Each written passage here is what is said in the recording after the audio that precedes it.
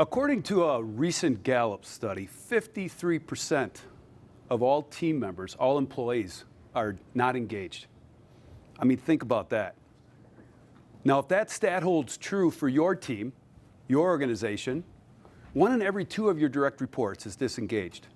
So I want you to think about your team for a minute. Think about your team. Think about, are they showing signs of disengagement? The number one sign of disengagement is lower productivity. Are you seeing that out of any of your team members? Another sign of disengagement is withdrawal, coming in late, leaving early, or just lower motivation to contribute to the team. So let's dive into it. So the driving forces, or what we call the workplace motivators, are why a person works, why a person sells, why a person leads. And so let's dive into that. So in the context of behavioral science, the workplace motivators is the middle graph here. And so in the context of behavioral science, that's the why. And that's what we're talking about today. When you feed the why of an employee, when you feed the why of a direct report, you will retain them. You will increase your chances of retaining them because their primary motivation, the reason they do what they do, is being fed.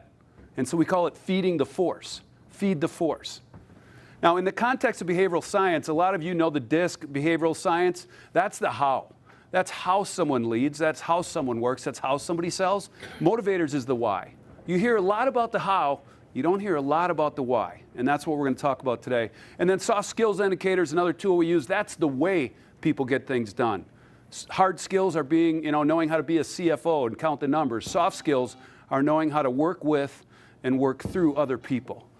So I just wanted to put this in the context of behavioral science, that we're talking about the why today. Now, this is my talent tracker, so that is my behavioral style. Those are my motivators. And one of my motivators is the intentional motivator, and we'll talk about this today. But the intentional motivator is that I like to help others, but it has to be for a specific reason or a specific intention. And that intention in this situation is to help leaders accomplish their professional and their personal goals. That's my intention. So you'll see that passion come out. My motivator is being fed by being here today working with you guys. Now, of those of you that know the DISC behavioral style, buckle up because we're about ready to go to work here, all right? So let's do it. So for those of you that took the assessment, on page 11 of your report, you'll have this graph. Put a number 1 next to the one that has a diamond. That's the highest number. And then obviously 1 through 4. So the highest number, put a 1 next to it. So these 4 are what we call your primary driving forces cluster. And this is what motivates you. This is what drives your actions and decisions. So let's learn more about those.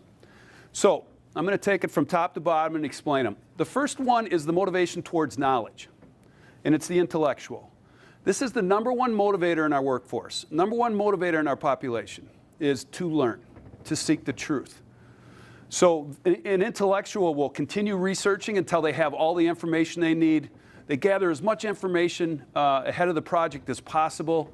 They're really good at focusing on gathering information. The intellectual often ask a lot of questions. Now, at the bottom of each slide, I talk about how to feed the force. An intellectual is a relatively simple motivator to feed. And that's give them lifelong learning opportunities. So if you have an intellectual on your team, send them to conferences, give them books, get them everything I've listed there, conferences, training, research. But the one thing that's most important to feed an intellectual is that they have a development plan in place at all times, at all times. On the other end of the knowledge continuum, it's what we call the instinctive. The instinctive wants to gather the information they need to make the decision and move on. They want to use their instincts. They're motivated by their instincts. And so they are going to, I always have fun with people that have high instinctive. When I give them one of my books, it's like, are you going to read the book? Yeah, probably not. Because they want to get the information that they need, and then they'll move on. And so they want to use their gut feel. They want to use their experiences. They are not knowledge seekers for knowledge purpose. Okay, so how do you feed the force? When they are working on a specific project, get them training on that project. Give them the knowledge they need to feed, or to give them the knowledge they need to complete the project. Once the project's done, they're going to want to move on to the next thing. Give them an opportunity to use their intuition. People with the instinctive motivator also like to use alternative media methods to learn. So they're going to read on the internet. They're going to do things that, is not normal traditional learning. And really measure the past successes and failures is a guide for them. So that is the first motivator, which is knowledge. The second one is utility. And this is about getting return. The resourceful driving force is about getting return on your time, on the resources, the assets, the things that you are responsible for. So they'll maximize opportunity to create financial flexibility.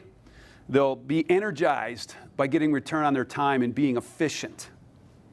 And they'll be sensitive to wasting time and resources. This is a very high motivator of mine. It has a lot of passion and a lot of energy in it.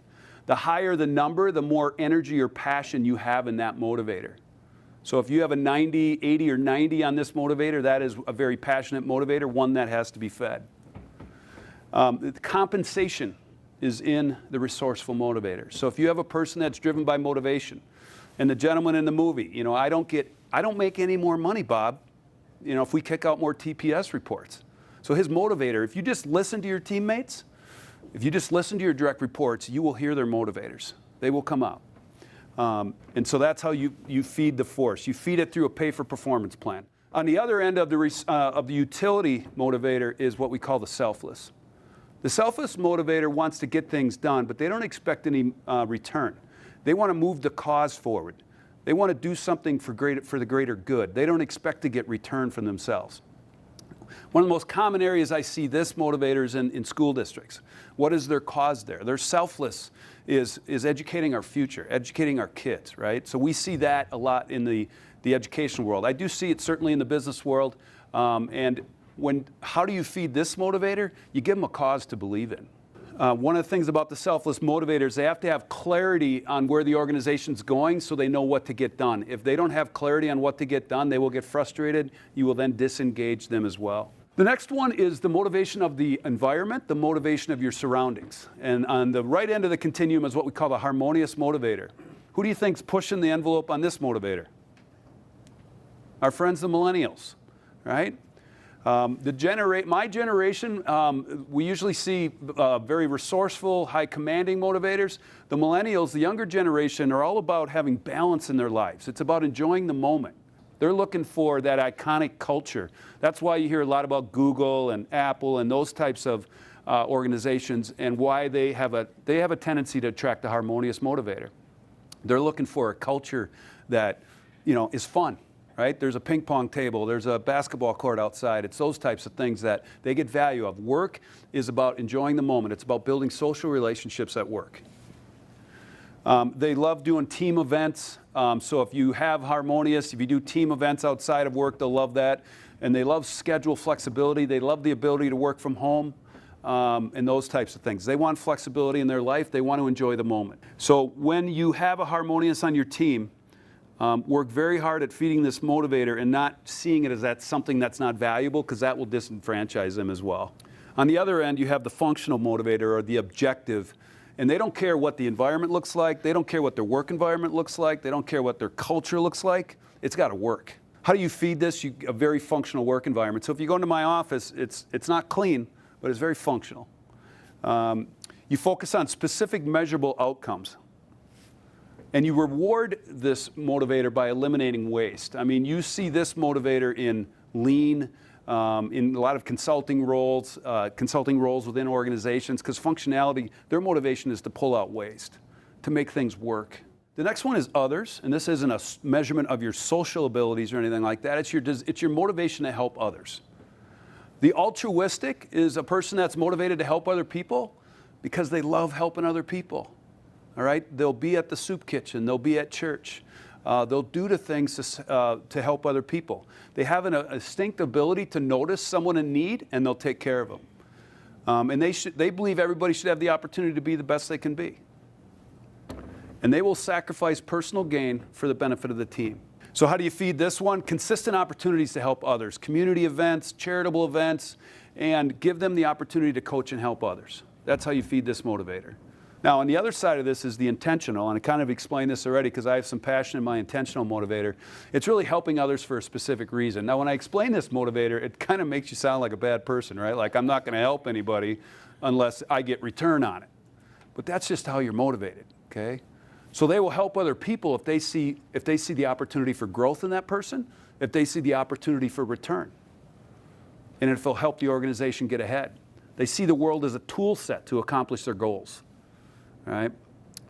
So the key to motivating this driving force is to really define the intention within their position. So I explained to you my intentional driving force. My intention is to help leaders accomplish what they want, professionally and personally. I mean, that is a very high intention for me, and I get to feed that every day in what I do. So in your position, if you have a high intentional, what's the intention?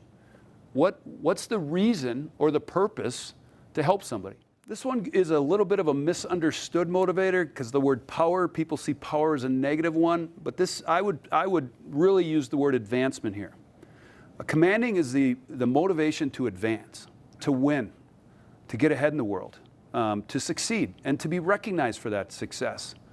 So they'll work long and hard to advance their position. I mean, they want to win. And one thing is that you really want to have all driving forces on your team because this motivator will push you to win. They want to control their own destiny, and they're passionate about creating a legacy. They want to leave something after they're gone that they're remembered for. I have a high commanding motivator, and it's really about advancement. It's really about winning in my space, if you will. So how do you feed this force? Advancement opportunities. I mean, shape a career path for a person that has a commanding driving force, and they will pursue it. They will work hard. They will do what it takes to get there. That's what commanding driving force does. They do like public recognition for their success, and it sounds kind of silly, but they do like a title. They do like a title because it communicates advancement, it communicates success for them. So that's the commanding. On the opposite end of the power spectrum is what we call the collaborative. And the collaborative is somebody that wants to take a supportive role. They will put the motivator, they will put the agenda or the success of the team in the organization ahead of themselves. And they typically want to be in a supporting role. They don't want public recognition. They're more of a behind-the-scenes type of person. How do you feed it? Work with and support a leader. Typically, high collaboratives are people that are helping somebody else be successful because that's what motivates them. And the last one is really around methodologies, and this is the structured motivator. The structured motivator believes that there is a certain way to do things. There is a system of living, there is an approach, and they want others to do them that way. There is a right way to do things. There is a belief that there is a way to do things. They're motivated by following the systems that are in place. So they place a high value on implementing and following systems. They foster and protect their principles and their beliefs. And they get frustrated if other people don't follow those systems. So how do you feed the structured driving force? Put proven systems in place. Make sure there's clear structure. Make sure there's clear rules. And if somebody steps outside of those, that they're held accountable for it. This motivator will get very frustrated if people are allowed to go outside the systems. And then the last motivator is the receptive, and this is on the other end of the methodologies. They're always looking for new ways to do routine things. They like to set their own plan and guide their directions, and they're creative, which is a nice way of saying they like to go outside the systems. They're creative in interpreting systems and will adopt aspects of them if they see benefit. So you can see why an opposite motivator would frustrate you if someone is opposite of you on the same team. How do you feed the force? The opportunity to change or implement new systems. A person lean in an organization will find new ways to do things. Opportunity to brainstorm. And then a culture that challenges the status quo. When you have a lot of receptives in the room, man, the ideas fly. There's no doubt about it, because they're pushing the envelope on how they can change things. They're motivated by that. They're motivated to find new ways to do things. And the one cool thing about the motivators, you don't need the assessment to have this discussion with your teammates, with your child, with your direct reports, with your leader. The sheet that we sent you that explains the 6 motivating terms and then the driving forces on each end, start with that, and you should be able to identify the motivators of whoever you're working with or for. So the way that you use these sciences in your organization is through what we call a talent management system. So it sounds like this big thing, but talent management is size to the size of your organization. We have a smaller organization, but we use all of these processes in our organization, as you should too. So a talent management system starts with using behavioral science because it allows your talent, your talent decisions, hiring, development, promotions, succession planning, all to be based on objective information, not just subjective information. So it gives you factual data that's validated close to 90% reliability to make factual decisions about talent. Especially if you're in a family business, taking the emotion out of it on making talent decisions is very helpful. I'm going to show you how to use driving forces in the context of what we're talking about today for team development, for leadership development, how to use them in the hiring process, how to use them for company-wide talent planning, and how to use them for succession planning. So I'm going to just walk through these quickly. And again, you don't need the assessments to do this stuff because the information, the motivators that you're going to see in the workplace are so easy to talk about and understand that just using that one sheet will allow you to identify the motivators that you have in one of your teammates or your direct reports or that you need in a position. So in a team development exercise, one of the things that we always do is run a team report. And so you can see this team right here had 43% of the teammates were the intellectual. So this validates that the intellectual was the number one driving force of the population. You can see some gaps though, right? And so knowing how a person's motivated or what's driving their actions and decisions and discussions, critically important. Knowing what motivators or driving forces are not on our team, equally important. Because when we're making decisions, we want to try to make sure we cover the bases. This tells us each team member how far they are away from the national mean. You got 2 standard deviations below, you got 2 standard deviations above in the blue, so it gives you a ton of information about your team. And this allows for a very candid, a very honest team development exercise. We call it build a team to achieve the dream, but when you do a team development exercise with this type of information, you will have breakthroughs because people talk about things they normally wouldn't talk about because the information is there. And so you'll have the discussions you normally wouldn't be able to have because you don't know, now you know. All right, leadership development. The biggest thing about leadership development with using the driving forces is really to understand them. And this is with any of your behavioral style, be it your DISC, be it your driving forces, be it your soft skills. You can't manage something, you can't develop something, you can't grow something unless you understand it. And so understanding it is the first step. And the next step is owning it. Now, all of us are at different levels of owning us, right? Some of us own it, others of us haven't. Okay, I know people that are totally own who they are. They make a mistake, they apologize for it, they're transparent about it, they'll own it in front of the team. And then I know people that will likely never own their style. And that is what leadership development is about. People want to work for a leader that's transparent. People want to work for a leader that owns their stuff. And so if you have a driving force that has a lot of passion to it, and you're bringing that in a team meeting and not respecting the view of other people, you got to own that. That's a huge step in owning it. And then once you own it, then you leverage it. You leverage it. I mean, we certainly leverage my motivators in our organization. Steve goes out and does all the work. That was supposed to be funny. For the team anyway. So leadership development is about understanding, owning, and leveraging who you are. Now we're on to the selection process. As I said earlier, if you're going to make a hire, just take that one instructional sheet that explains the motivators and have a conversation with the people that are interviewing about what motivators we want in the role. I mean, that's a really simple step. It doesn't cost you anything. But you can benchmark what motivators what driving forces you want in a role.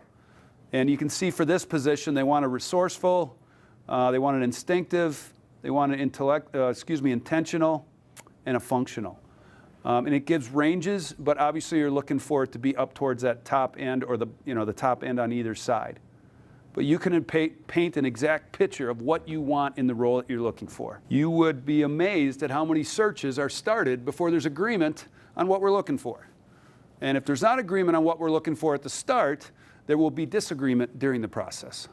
It's just 100% guaranteed. So if you're going to hire somebody, gain agreement on what driving forces you want just by having a discussion around them. It'll bring value to your hiring process. So out of today, our suggested next steps out of today is for you. Are your driving forces being fed? Are you engaged in your job? That is the discussion you need to have with your leader. Especially if you have the report or you take the assessment out of today, have that discussion. The second thing is for those that you are responsible for. Be it at work, at home. Have you identified their motivators? Have you had a discussion with them about how we can feed them, right? And so review the one-page driving forces summary to determine what drives them. And then put action plans in place to feed those motivators. You will see engagement, you will see your retention numbers go up, and you will see passion coming out of them. Or you can have them take a driving forces assessment, whatever makes the most sense to you. I'm not here to sell you anything. I'm here to tell you that you can do all this just using the information on the motivators that we gave you. Define 2 talent action plans that you're going to take in your business over the next month or 2. What are 2 things that you could do to take your talent to the next level? I mean, I'm not telling you guys anything you don't know, that the number 1 issue in every organization is talent right now. Number 1, we can't find it. Number 2, we can't find the right skill set. Number 3, we have difficulty retaining them. And you can take action to do that. And then the last thing is really think about somebody in your life that you could shepherd the talent, that you could be their shepherd and help them achieve what they want. Because if you have an intentional driving force, you will feed that motivator in the process. All right, so first thing I want to do is thank Investors Community Bank. We have a great partnership with that organization. They are very strategic, they are very thoughtful, and they do invest in their talent, and that obviously reflects their success. Before we head to social, I just want to implore you that you have the ability, and you have, more importantly, the responsibility to understand how to motivate and retain the people that you are responsible for in your life. And that's what we talked about and learned about today. And so I motivate you to feed the force. Thank you very much for your time today.